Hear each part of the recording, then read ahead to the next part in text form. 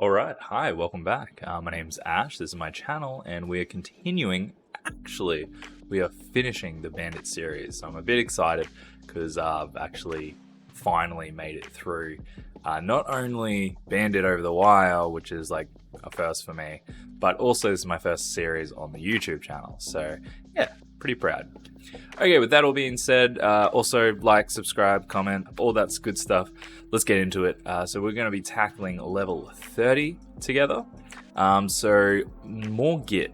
Okay, so we've seen some Git, let's see what we're working with. Remember, we're going to make a directory in our temporary folder because we don't have rights to change anything in the home folder. Great, so once we've made that, let's go ahead and git clone. Make sure we're using the port. Yes, throw in the password. Let's have a look. Okay, so we have our repo and there's a readme which says Bandit notes, some notes for Bandit 30 of Bandit. Credentials, Bandit 30, no passwords in production. All right, let's go check out the same stuff that we've tried in the past rooms. So we've got git log. We can have a look at the original commit here. So it looks like we don't have anything. So if we just run git, we've got a few other things we can try. We've used show, we've got status, which just shows how things are going. So some other things that we could try are in here like rebase, but the one that I have also tried is tags. Let's give that a go. Okay, nothing there. So something that I haven't tried is branch. This thing creating or deleting branches. So we see our master, but there is a switch. If we run -H to see the help menu, there is a switch for all. List both remote and tracking local. So git branch -A, and we actually see more this time. So can switch. So git checkout was what we've used in the past. We got, and I've just pasted in that development. So now if we run git log, we can see a bit more activity because we've switched over to the development branch. So let's try and have a look at git show. They've added a GIF to ASCII and about this one. All right, so that top one there, we ran git show against that commit. So the ID for that commit. And at that time, they did include the password, which they removed. No passwords in production. This is like the development branch. Cool, so we got that one. So let's go save it off. Head over to the next level. Alrighty, now we're on to level 31, which is the same level goal. So just cleaning the repo and seeing what we can find using git. We'll make that directory and we'll change into it. Run git clone, say yes, throw in the password, and got our repo. All right, so cd in there. Let's have a look at the readme and just an empty file.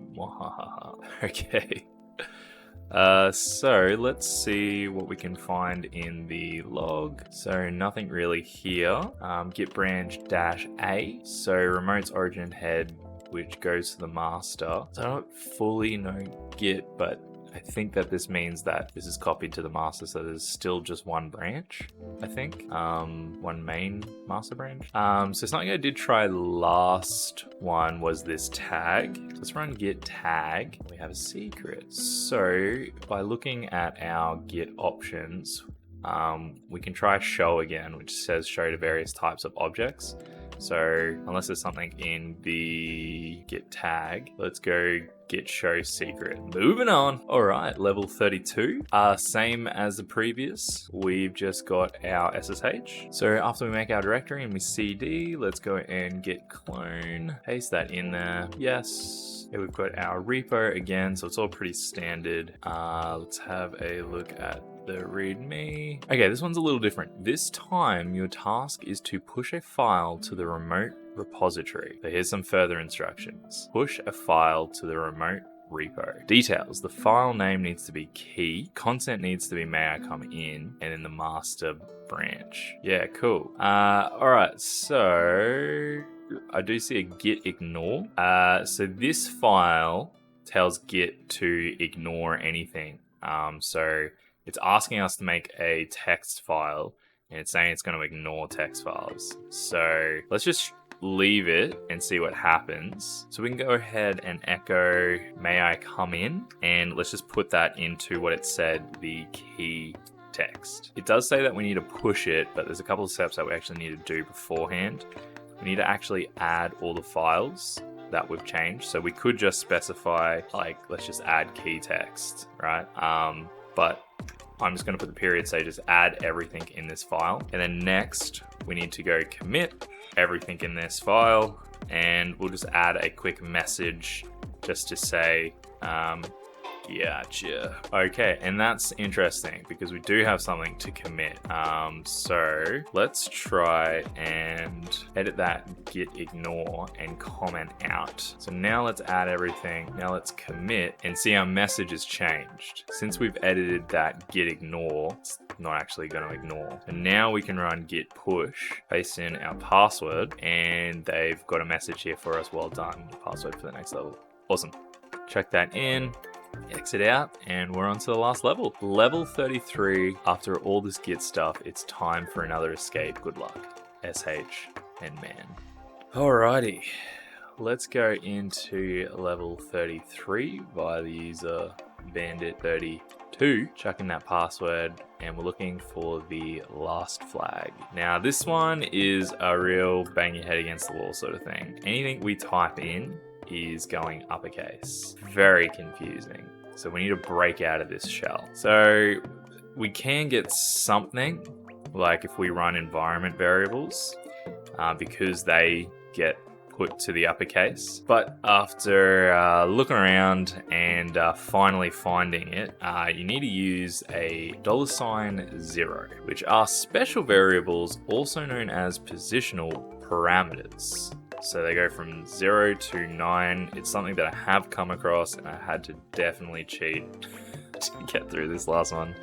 But once you do that, that'll actually give you access to the terminal, and then you can go ahead and cat out that last flag once you're in. So that's it. That's Bandit. This video is actually a bit shorter than all the rest because we sort of flew through. Once you sort of have an idea of what's going on, yeah, the levels get a bit easier. Now, mind you, I did this offline, so I didn't do it totally live like the other videos. So this one and the last one, yeah, were offline, and that was just because they were so hard. It took me a lot of time to go through that. Too much time to cut down into a video, so I did them offline, and then so. That was Bandit over the wire. As of right now, there are 33 to 34, which doesn't exist. There's no level 34. So that's it. That's Bandit. We're done.